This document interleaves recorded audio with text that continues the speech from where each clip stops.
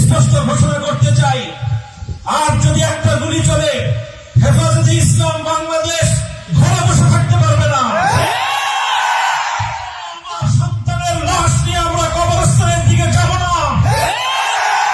পরবর্তী সন্তানের লাশ কাঁধে আমির হেফাজত ইনশাআল্লাহ রাজপথে যখন নামবেন, টেকনাফ থেকে তেতুলিয়া পর্যন্ত পাক ভাঙ্গা সেই গণজোয়ার রুখে দেওয়ার সাধ্য কারো হবে না।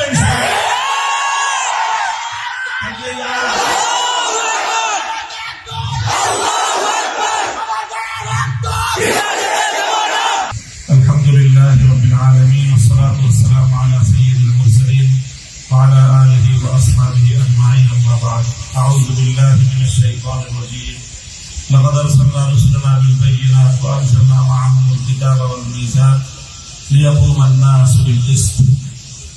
দুনিয়াতে আল্লাহর কোরআন এসেছে, দুনিয়াতে হযরত মুহাম্মদুর রাসূলুল্লাহ সাল্লাল্লাহু আলাইহি ওয়াসাল্লাম এসেছেন, সমস্ত নবীগণকে আল্লাহ পাঠিয়েছেন মৌলিক একটা উদ্দেশ্যে, পৃথিবীর বৈষম্যহীন এক সমাজ গড়তে।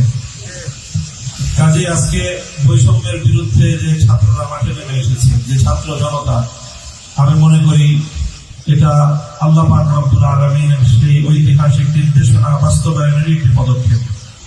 যখন আমাদের এই জাতির দীর্ঘ বৈষম্যের জাতাকলে পিষ্ট হয়ে প্রতিটি ঘরে ঘরে বোবা কান্নায় গোটা দেশ এবং একেবারে একটা কঠিন গঙ্গানির শব্দ প্রতিটি ঘর থেকে আসছিল, সেই সময়ে যখন কেউ কথা বলার সাহস পাচ্ছিল না, সেই সময়ে ছিল তরুণ ছাত্র জনতা, তারা জেগে উঠেছে বৈষম্যের বিরুদ্ধে।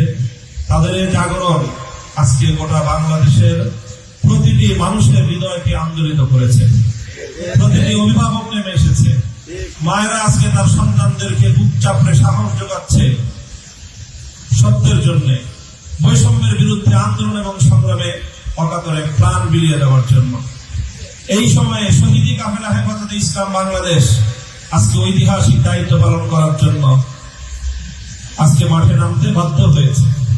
আমি মাঠ করব, আমাদের দায়িত্বশীলরা বলেছেন দোয়ার মাধ্যমে আমাদের সূচনা, এর ফলে দোয়া হবে আরেক নতুন সূচনার জন্য, এদেশে নতুন এক সূর্যোদয় হবে।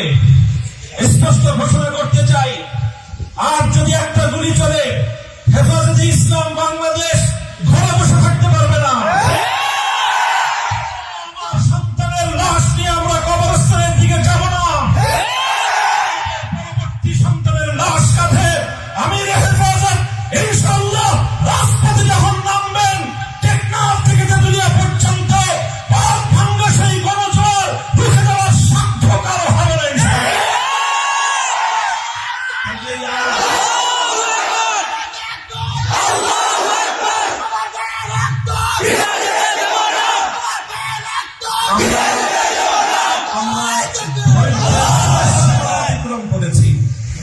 পরিস্থিতি এভাবে যদি চলতে থাকে, আর যদি আমাদের দেশের জনগণের নিরাপত্তার দায়িত্বে নিয়োজিত আইন শৃঙ্খলা রক্ষাকারী বাহিনী বুলেট যদি আর বন্দুকের নল থেকে আরেকটি বুলেট ছুড়ে, তাহলে বাংলাদেশের পরবর্তী গণ অভ্যুত্থান অবশ্যম্ভাবী হবে।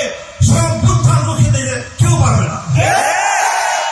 আমরা আল্লাহ পাক রব্বুল আলামিনের কাছে দোয়া করব, যারা বৈষম্যের বিরুদ্ধে জীবন দিয়েছে, যারা বৈষম্যের বিরুদ্ধে জীবন দিয়েছে, অত্যাচারীর হাতে যাদের প্রাণ গিয়েছে, তারা নিঃসন্দেহে শাহাদাত বরণ করেছে।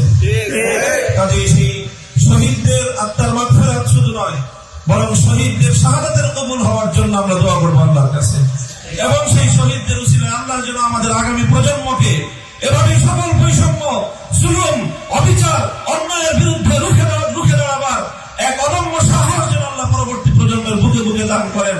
সেই দোয়া ইনশাআল্লাহ আমরা করবো। ওয়া আখিরু দাওয়ানা আলহামদুলিল্লাহি রাব্বিল আলামিন।